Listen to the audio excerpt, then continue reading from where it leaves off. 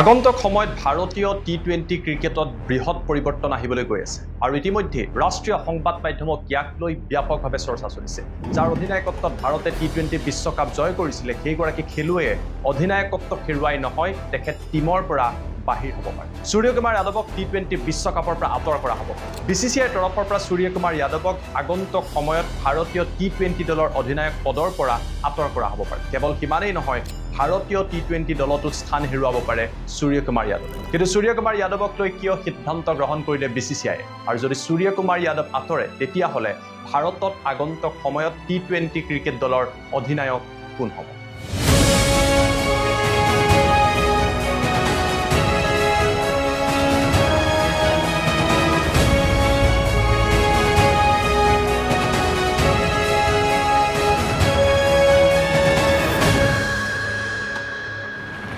নমস্কাৰ মই জ্যোতিদীপ বৈশ্য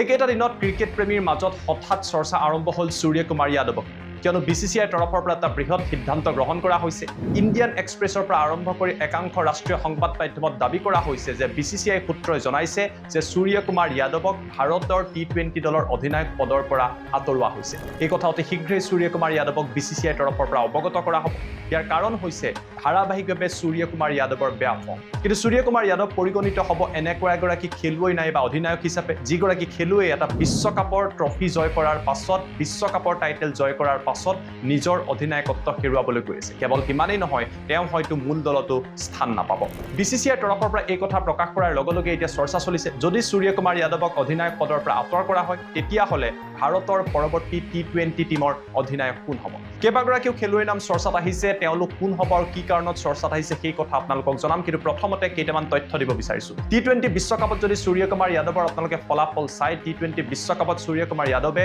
বৰ বিশেষ প্ৰদৰ্শন কৰিব পৰা নাছিল দুখন খেলত বাদ দি অধিকাংশ খেলতেই তেওঁ যথেষ্ট বেয়া প্ৰদৰ্শন কৰিছিল আৰু সেয়া তেখেতৰ এভাৰেজ আৰু ৰানতো প্ৰকাশ পাইছিল টি20 বিশ্বকাপত সূৰ্যকুমাৰ যাদৱে 9টাকৈ ইনিংছত 242 ৰান সংগ্ৰহ কৰিছিল আৰু তেখেতৰ এভাৰেজ আছিল 26.88 অৰ্থাৎ টি20 বিশ্বকাপতো সূৰ্যকুমাৰ যাদৱে নিউজিলেণ্ড আৰু ইউএছএক বাদ দি বাকি দলসমূহৰ বিৰুদ্ধে বৰ বিশেষ প্ৰদৰ্শন কৰা নাছিল বিশ্বকাপৰ পূৰ্বেও সূৰ্যকুমাৰ যাদৱৰ ফৰ্ম বৰ বিশেষ ভাল নাছিল হঠাৎ সূৰ্যকুমাৰ যাদৱে তেখেতৰ বেটিং টাচ হেৰুৱাই পেলালে আৰু এইবাৰ আইপিএলতো সূৰ্যকুমাৰ যাদৱে নিজৰ ফৰ্ম উভতাই নাপালে আইপিএলত সূৰ্যকুমাৰ যাদৱৰ ফৰ্ম যথেষ্ট শোচনীয় হ'ল 13খনকৈ খেলত মুম্বাই ইণ্ডিয়ানছৰ হৈতে প্ৰতিনিধিত্ব কৰিলে আৰু এই 13খনকৈ খেলত মাত্ৰ 270 ৰানহে সংগ্ৰহ কৰিবলৈ সক্ষম হয় অৰ্থাৎ তেখেতৰ এভাৰেজ 20.77 হয় আৰু এনে প্ৰদৰ্শনৰ বাবে সূৰ্যকুমাৰ যাদৱক ভাৰতীয় দলৰ অধিনায়ক পদৰ পৰা আঁতৰ কৰা হ'ব বিচিচিআই চিফ সিলেক্টৰৰ পৰা আৰম্ভ কৰি অজিত আগাৰকাৰ গৌতম গম্ভীৰ সকলোৱে সিদ্ধান্ত লৈছে যে আগন্তুক সময়ত ভাৰতীয় দলক লৈ নতুন পৰিকল্পনা কৰিব লাগে 2028ত আহিবলগীয়া টি20 বিশ্বকাপৰ বাবে দল সাজু কৰিব লাগে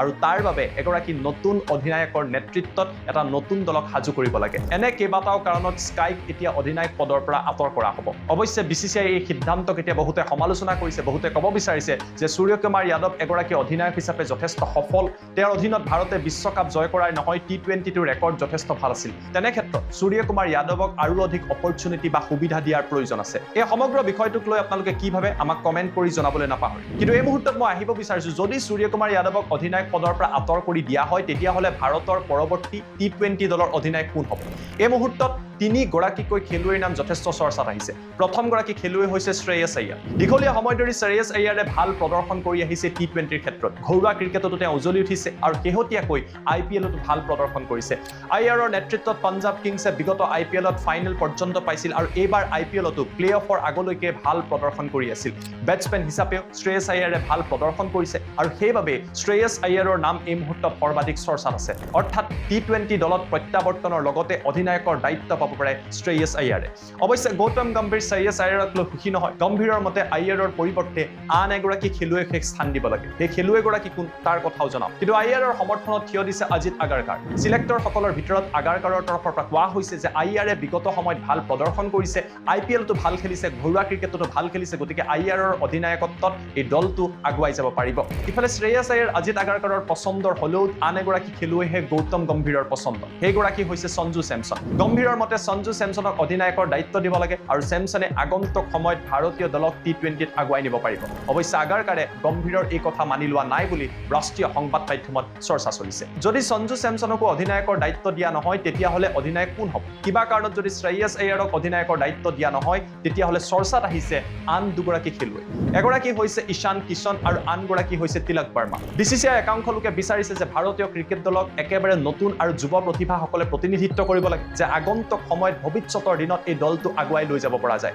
এগৰাকী নতুন অধিনায়কৰ নেতৃত্বত এগৰাকী যুৱ অধিনায়কৰ নেতৃত্বত টি20 দলটো আগুৱাই লৈ যোৱাটো বিচিচিআই বিচাৰিছে ঈশান কিষণে ঝাৰখণ্ডক ঘৰুৱা ক্ৰিকেটত প্ৰতিনিধিত্ব কৰি আহিছিল সৈয়দ মুস্তাক আলী ট্ৰফিৰ পৰা আৰম্ভ কৰি ৰঞ্জী ট্ৰফিলৈ ঝাৰখণ্ডক তেওঁ অধিনায়ক হিচাপে যথেষ্ট ভাল ফলাফল লৈ আহিবলৈ সক্ষম হৈছিল বেটছমেন হিচাপেও ঈশান কিষণ উজলি উঠিছিল বিশ্বকাপতো ভাল প্ৰদৰ্শন কৰিছিল আৰু শেহতীয়া IPLতো ছানৰাইজাৰ্ছ হায়দৰাবাদৰ হৈ তেওঁ ভাল প্ৰদৰ্শন কৰিছে যেতিয়ালৈকে পেট কামিংছ দলত নাছিল ঈশান কিষণকে অধিনায়কৰ দায়িত্ব দিয়া হৈছিল এনে কাৰণত ঈশান কিষণৰ নামো অধিনায়ক হিচাপে চৰ্চিত হৈছে ইফালে একাংশ বিচিচিআই সিলেক্টৰে তিলক বৰ্মাক সুবিধা দিব বিচাৰিছে নতুন প্ৰজন্মৰ খেলুৱৈ হিচাপে তিলকৰ প্ৰদৰ্শনক লৈ তেওঁলোক যথেষ্ট সুখী আৰু সেইবাবে তিলকক এই সুবিধা দিব বিচাৰিছে কিন্তু বহুতে ক'ব বিচাৰিছে এই ৰেচত এই মুহূৰ্তত আগুৱাই আছে শ্ৰেয়াছ আয়াৰ ঈশান কিষণ নাইবা তিলক বৰ্মাই ভাইচ কেপ্টেইন নাইবা উপ অধিনায়কৰ দায়িত্ব পাব পাৰে আৰু সেয়া যদি হয় অক্ষৰ পেটেলৰ পৰা এই উপ অধিনায়কৰ দায়িত্ব টি20 টিমৰ পৰা আঁতৰ কৰা হ'ব পাৰে এইদৰে এতিয়া বিচিচিআই চিন্তা কৰিছে আগন্তুক সময়ত টি20 বিশ্বকাপ নাইবা টি20 দলটো গঠনৰ বাবে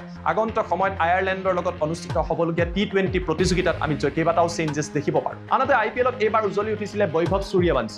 সূৰ্যবংশীক ভাৰতীয় মূল দলৰ পৰা বহুদিন আঁতৰাই ৰাখিব পৰা নাযাব হয়তো আয়াৰলেণ্ডৰ লগত অনুষ্ঠিত হ'বলগীয়া টি20 প্ৰতিযোগিতাত বৈভৱক ভাৰতীয় দলত দেখা যাব পাৰে আনহাতে যদি সূৰ্যকুমাৰ যাদৱক আঁতৰোৱা হয় তেতিয়াহ'লে ৰজত পাটিদাৰেও ভাৰতীয় দলত আয়াৰলেণ্ডৰ বিৰুদ্ধে স্থান পোৱাৰ সম্ভাৱনা আছে কিন্তু শেহতীয়াকৈ পাটিদাৰে অধিনায়ক হিচাপে ভাল প্ৰদৰ্শন কৰিছে বেটছমেন হিচাপেও ভাল প্ৰদৰ্শন কৰিছে আৰু RCBক IPLত দুটাকৈ ট্ৰফি জয় কৰাত সহায় কৰিছে এনে কাৰণতে এতিয়া ভাৰতীয় দলত স্থান পোৱাটো যথেষ্ট কঠিন হৈ পৰিছে বহুতে ক'ব বিচাৰিছে এনে বহু কাৰণৰ বাবে হয়তো সূৰ্যকুমাৰ যাদৱে কেৱল কেপ্টেইনশ্বিপ হেৰুৱাই নহয় ভাৰতীয় দলতো স্থান হেৰুৱাব পাৰে আৰু সেয়া যদি হয় সূৰ্যকুমাৰ যাদৱৰ কেৰিয়াৰৰ বাবে ডাঙৰ হিচাপে বিবেচিত হ'ব কিয়নো সূৰ্যকুমাৰ যাদৱে এতিয়াই ক্ৰিকেটৰ পৰা বিদায় ল'ব বিচৰা নাই টি20 ক্ৰিকেটৰ পৰাও বিদায় ল'ব বিচৰা নাই কিন্তু ভাৰতীয় দলৰ পৰা যদি বাহিৰ হৈ যায় আৰু সেই মুহূৰ্তত আন খেলুৱৈসকলে যদি ভাল প্ৰদৰ্শন কৰে ভাৰতীয় ক্ৰিকেট দলত প্ৰত্যাৱৰ্তন কৰাটো বিশেষকৈ টি20 দলত প্ৰত্যাৱৰ্তন কৰাটো স্কাইৰ বাবে যথেষ্ট কঠিন হৈ পৰিব শ্ৰেয়াছ আয়াৰৰ নিচিনা খেলুৱৈ দীঘলীয়া সময় ভাল খেলাৰ পাছতো মূল দলত এতিয়ালৈকে টি20ত স্থান পোৱা নাই গতিকে বৰ্তমান সময়ত ভাৰতীয় দলত বিশেষকৈ টি20 দলত স্থান পোৱাটো